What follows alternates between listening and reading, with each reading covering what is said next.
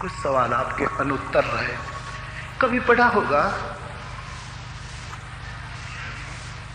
लेकिन हम भक्ति के जीव हैं, हमारा स्वभाव भक्ति है। वेदांत तो जितना भक्ति में पूरक होता है इतना हम ले लेते हैं, और इसलिए लेते हैं कि भक्ति की बुनियाद अध्यात्म होनी चाहिए। भक्ति भौतिकता पर नहीं टिकती, आध्यात्मिकता पर टिकती है। मैं भी चाहूं तुम्हारा स्वभाव भक्ति बन जाए, तुम्हारी प्रकृति भक्ति बन जाए, तुम्हें लाख कोई निराकार बताए तो भी तुम्हारा इष्ट उनमें आकार लेने लगे। तुम सिंधु को भी घड़े में भरकर पूजो,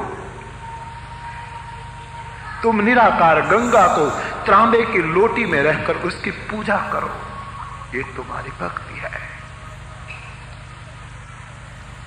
और इसमें बड़ी मस्ती रहती है, इसमें बड़ा आनंद रहता है।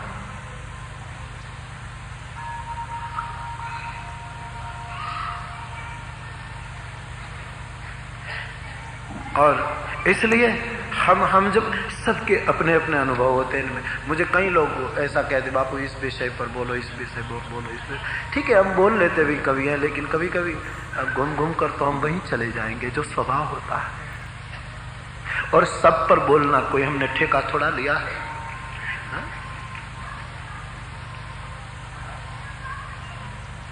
हम कार में आ रहे थे, चर्चा चल रही थी, एक बड़ी अच्छी जिज्ञासा आई हमारे पास कि बापू अपनी समझ में अच्छी बात आई हो, समझ में खरी उतरती हो, तो वो सच्ची बात ठीक से कहने से दूसरों को न समझे तो थोड़ी थोड़ी उसको आक्रामक बनकर। मैंने कहा शास्त्र ने बिल्कुल मना की है, कटु सत्य आप बोल ही नहीं सकते यदि आप अध्यात्म के पति हो। चुप हो जाओ, तुम्हारे मौन में ताकत है, कभी न कभी उसको सुधार देगा। तुम्हें बोलने की इजाजत शास्त्र नहीं देता। कई लोग कहते हैं हम सच्चे हैं तो कटु नहीं, कटु मत बोलो, चुप हो जाओ।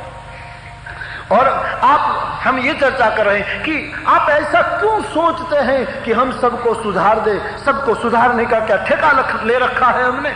सुधरे सुधरे, प्रसाद बांटा जा रहा है, तुम बरसो, तुम बहो, कोई पानी भर ले, कोई नहा ले, ठीक है। और पूरी संसार की समस्याओं का एक मूल कोई कारण हो तो ये है इच्छा तुम करते हो और इच्छा की क्रिया दूसरों से करवाना चाहते हो, इसलिए दुख और समस्याएं पैदा होती हैं। आप ठीक से इस पर चिंतन करना, क्योंकि इच्छा तुम्हारी और क्रिया तुम सोचते हो दूसरा करे। तुम्हें इच्छा हुई कि ये हो, लेकिन करे खलावती। मन तुम्हारा, तन उसका, ये तो हिंसा है, अपराध है, ये नहीं चल सकता। सब व्यक्ति के जीवन में संघर्ष का मूल बीज यहीं से अंकुरित होता है। और होता है क्या, तुम इच्छा करो वो दूसरा करे घर में। अरे घर की बात लो ना, समाज छोड़ दीजिए, घर में 5-7 व्यक्ति हो, इसमें तुम इच्छा करते हो और सोचते हो घर की ये व्यक्ति ऐसा करे। इच्छा तुम्हारी, क्रिया उनकी, तुम कर। इच्छा तूने पैदा की है, क्रिया तू कर। हाँ कोई वात्सल्य से आदर से कबूल कर ले, ठीक है, तो भी तुझ में बड़ेपना का अहंकार की सृष्टि हो जाती है। तुम घाटे में उतर गए, पाया नहीं तुमने कुछ, तुम्हारा काम बन गया वो परिणाम नहीं। जरा भीतर सोच, तू गया अहंकार में, तुमने मानसिक स्थिति को निम्न कर दी। परिवार में सोचिए, और होता है क्या, इच्छा तुमने की कि ऐसा करो और किसी को कह दिया है वो ऐसा नहीं करेंगे, तो क्रोध पैदा हो जाता है। और बस यही क्रोध के कारण फिर स्मृति तुम्हारी खो जाती है। स्मृति खो जाती है तो तुम्हारी बुद्धि का नाश हो जाता है, और बुद्धि नाश होते ही तुम्हारा पूरा पतन हो जाता है। बुद्धि नाशात् प्रणश्यति।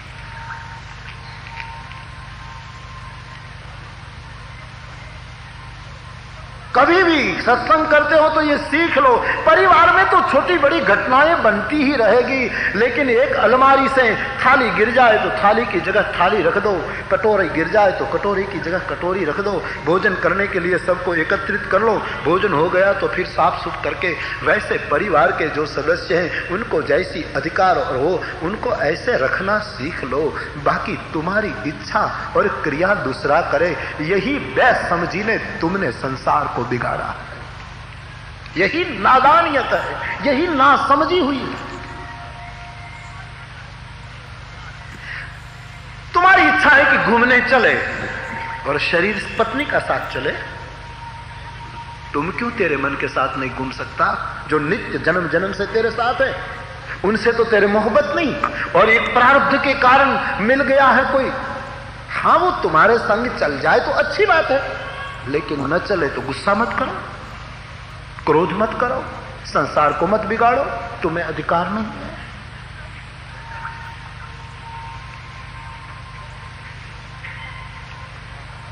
जगत भर के ये राष्ट्र राष्ट्र टकराते हैं, उसमें भी तो यही है ना, एक देश कहता है ऐसा होना चाहिए और दूसरे को करने की फर्ज पाड़ता है। इच्छा तेरी, करे वो तो नहीं हो सकता, वो तो संघर्ष का ही मूल है, इससे तो संघर्ष ही पैदा होता है। सीख लो कथा सुन करके जीवन को, तो बात बन सकती है, बहुत सुंदर घटना घट सकती है।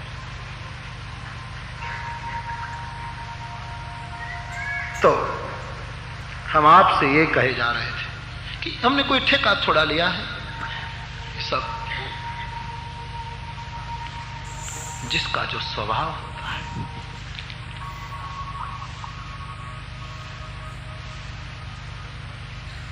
जिस वस्तु से जिसने पाया हो वो वस्तु उनको प्रिय होती है।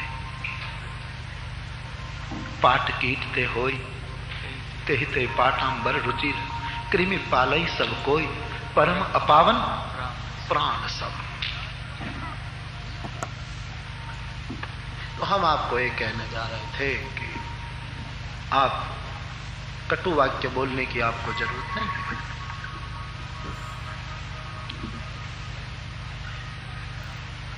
और यदि कोई संत या तो भगवान कभी कटु वाक्य बोल ले, उग्र बन गए, तो तुम भगवान का अनुसरण उस समय मत करो, तुम भगवान नहीं हो, वो सिद्ध है, इसको कोई कर्म बंधन में डाल नहीं सकता और तुम्हारा कर्तापन तुम्हें तुरंत भोक्ता बना देगा। तुम मत उसमें उलझो। कोई कहे हनुमान जी ऐसे बोले, अरे वो सिद्ध है, तुम हनुमान नहीं हो, तुम हनुमान की पूंछ भी नहीं हो।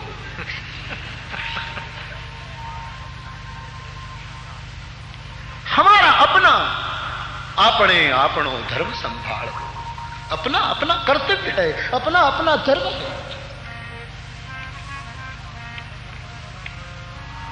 बाप ऐसा करता है तो बेटे को अधिकार नहीं ऐसा करे, वो बाप है, बेटा अपना धर्म संभाले। सर्जन हो, डॉक्टर, सर्जरी करता हो, एमएस हो या उससे भी कोई और डिग्री हो, हा? तो उसका बेटा कह सकता है कि मैं भी सर्जरी करूं।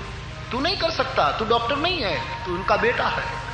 यदि तुम्हें ये करना हो तो वो स्थिति को प्राप्त करना होता है, इतनी उड़ान भरनी होती है। तुम तुम्हारी क्षमता के अनुसार, हनुमान जी ने कहा मैं उड़ान भर के लंका में जाता हूं, आपकी क्षमता नहीं, आप यहां बैठे रहो, यहां बैठे बैठे भजन करो। तो किसी को जंगल में जाकर मुक्ति है, किसी को कहा जाता है तुम घर में रहकर भजन करो, किसी को कहा जाता है तुम यज्ञशाला में चले जाओ, किसी को कहा जाता है तुम जप यज्ञ करो। तुम्हारी क्षमता है। क्यों हनुमान जी सबको नहीं चाहते तो ले भी जाते, लेकिन कहा तुम्हारी कक्षा यहां है और तुम भूखे भी मत रहना, उपवास करने से तुम्हें भक्ति नहीं मिल जाएगी, तुम फल फूल खाना, मेरी प्रतीक्षा करना, मैं आ जाऊंगा, क्योंकि तुम उड़ान भरने में समर्थ नहीं हो। हनुमान उड़ान भर सकते। तो संसार को हम समझा दे ऐसा कोई ठेका थोड़ा रखा है। इसलिए हम तो आपको दिल की बात कर रहे हैं कि हम भक्ति प्रधान लोग हैं। स्वभाव भक्ति है। और इस भक्ति और भाव के सामने लाखों मुक्ति कुर्बान हो, करोड़ों मुक्ति निछावर। हम तो सिर्फ यही कहते हैं, हाँ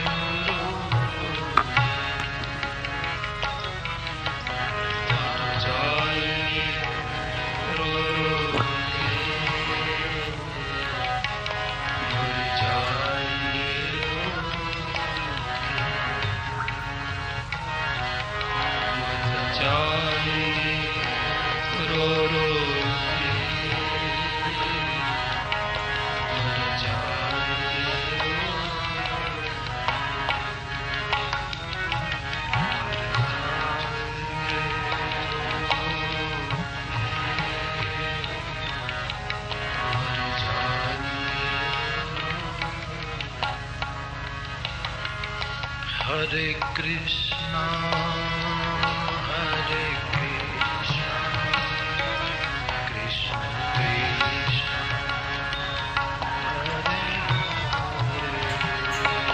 Hare Hare, Krishna, Hare Krishna,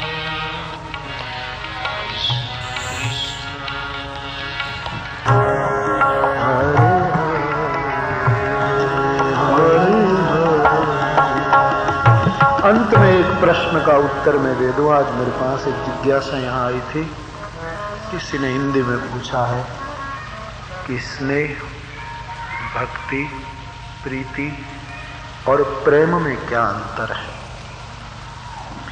कभी कभी इनकी जाति एक है, इसलिए उनको एक रूप से देखा जाता है, क्योंकि जाति एक है। जैसे चार व्यक्ति बैठे हैं और यज्ञ कर रहे हैं या तो वेदाध्ययन कर रहे हैं, तो हम कहेंगे ब्राह्मण बैठे हैं, क्योंकि इनकी जाति एक है। लेकिन चारों का अपना बिलग बिलग व्यक्तित्व भी तो है। एक का नाम वो है, दूसरा का नाम वो है, तीसरे का नाम, दोनों चारों के वर्ण भी बिलग है, ऊंचाई भी बिलग है, लेकिन जाति एक है। इसलिए ये जो चार शब्द है,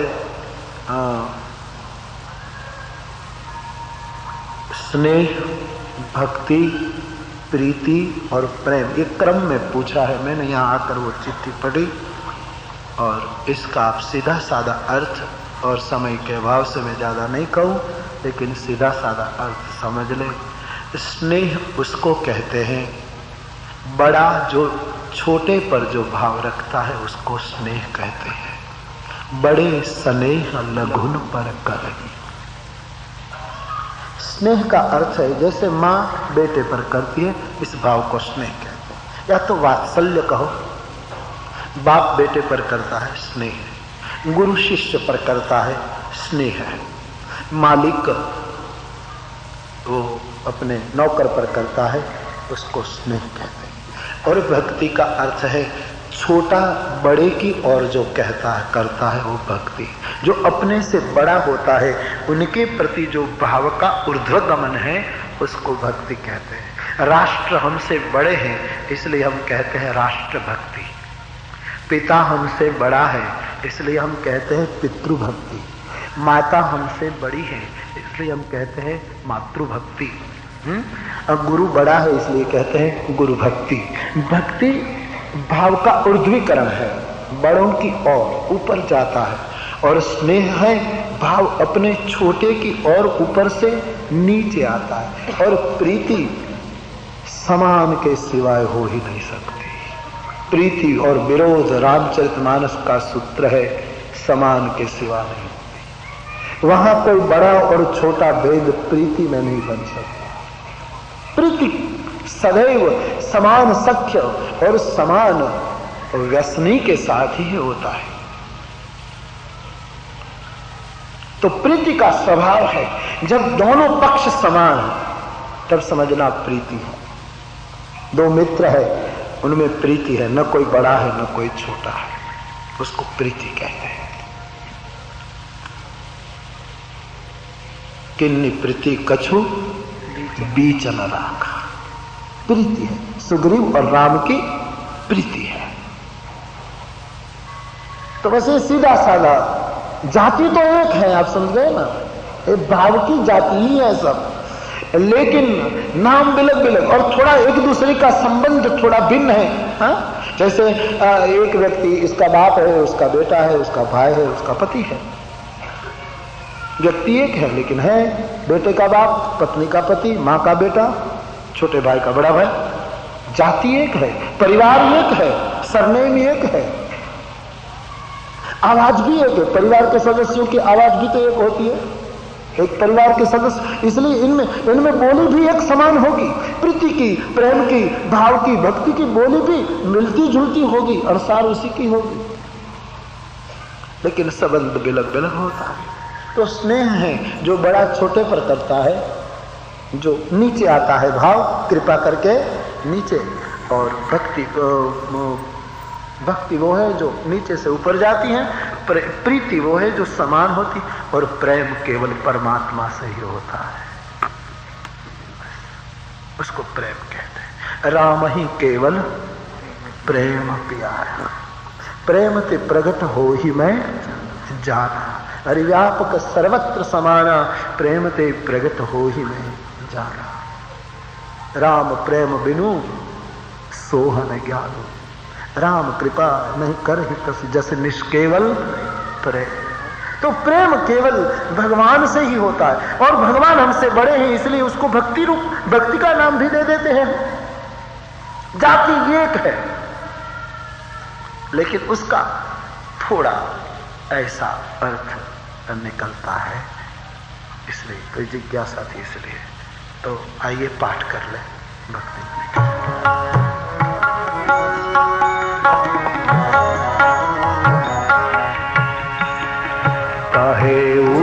ज्ञान सिद्धांत बुझाई, सुनहु भगति मन हे प्रभुता। राम भगति चिंतामणि कसई गरुड़ जा परम प्रकाश रूप दिन राती, नहीं कछु चाहिए दिया कृतवादी। वो हर दरिद्र निकट लोग बात नहीं पाही प्रबल अभिया अब मिट जा। सकल सब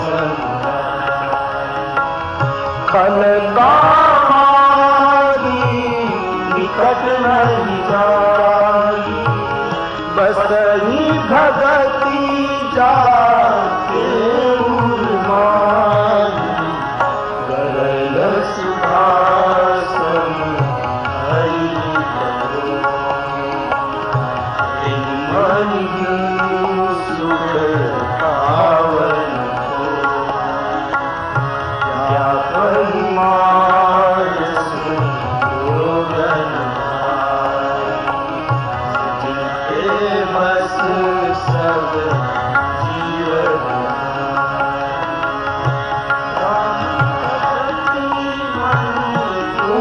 बस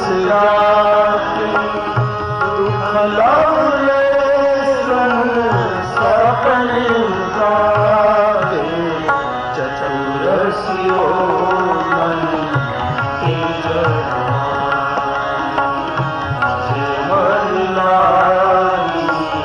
जतन करा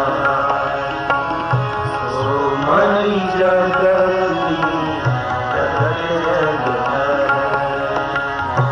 राम कृपाली सुगम उपाय पाइबे के नरहत भाग्य देहि भट भेरे पावन करत वेद पुराण राम कथा रुचिया कर मरमी सचन सुमति ज्ञान विराग नयन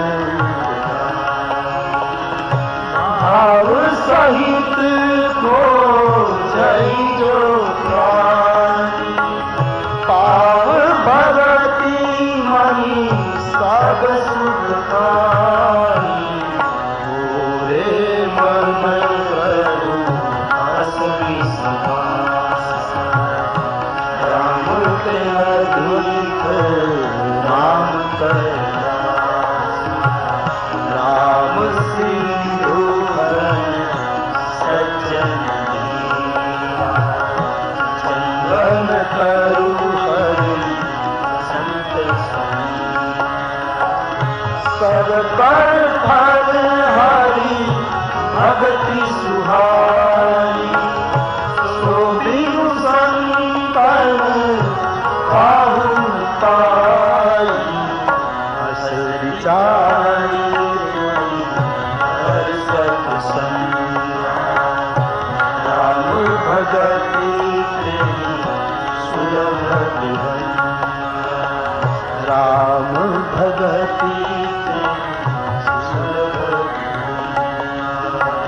कहे ज्ञान सिद्धांत पुजारी सुनहु भगति मणि हे प्रभुतारी सुनहु भगति मणि हे प्रभुतारी सुनहु भगति मणि हे प्रभुतारी।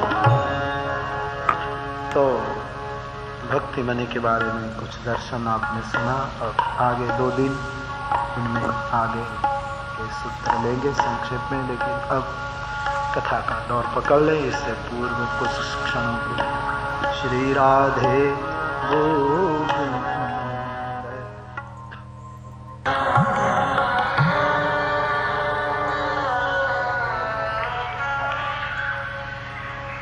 हे महरुचिर सप्त सोपान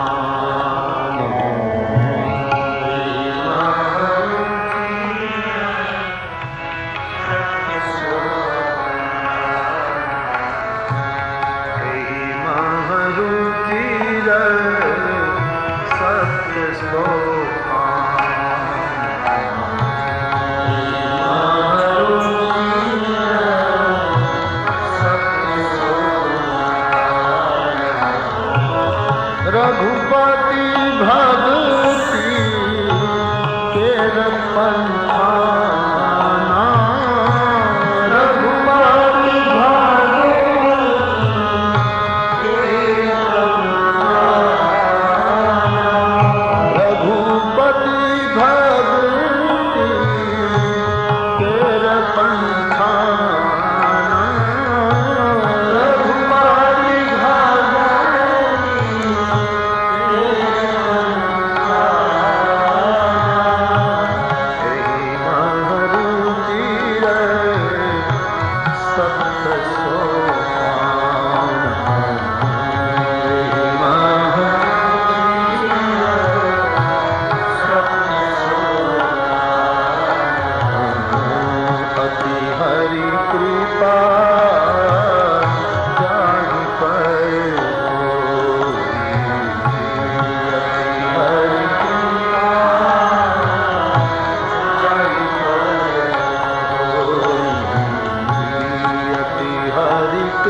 कृपा जाग पर हरि कृपा जाग पाऊ दे यही मार्ग सोई पाऊ दे यही मार्ग पाऊ दे यही मार्ग सोई पाऊ दे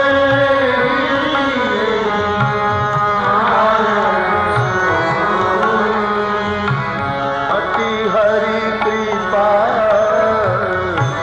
जाग पर अति हरि कृपा जाग पर महारुचिर सप्त सोपान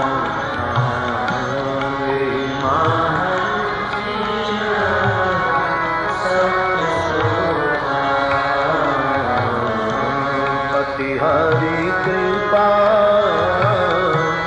जाग पर अति हरि कृपा जाग पर महारुचिर सप्त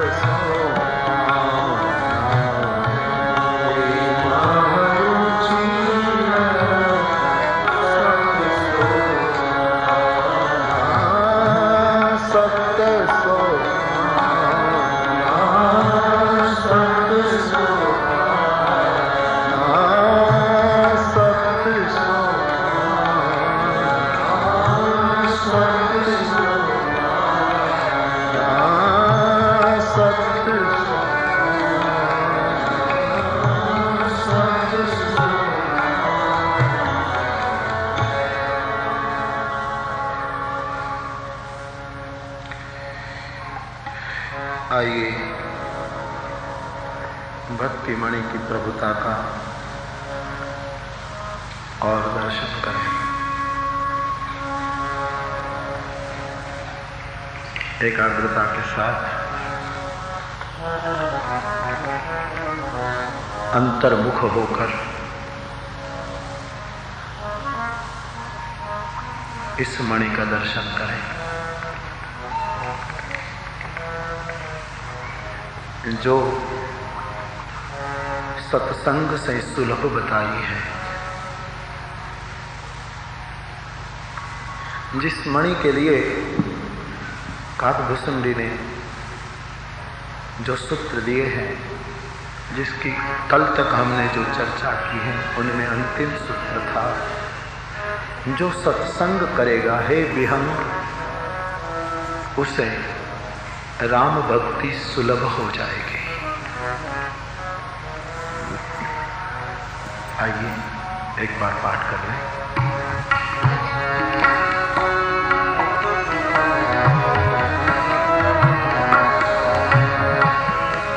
कहे ओ ज्ञान सिद्धांत जाई, सुनहु भगति मणि एक जाई, राम भगति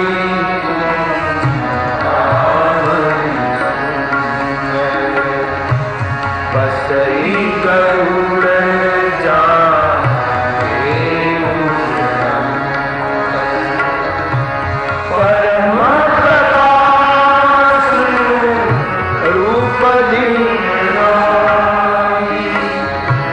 नहीं काछु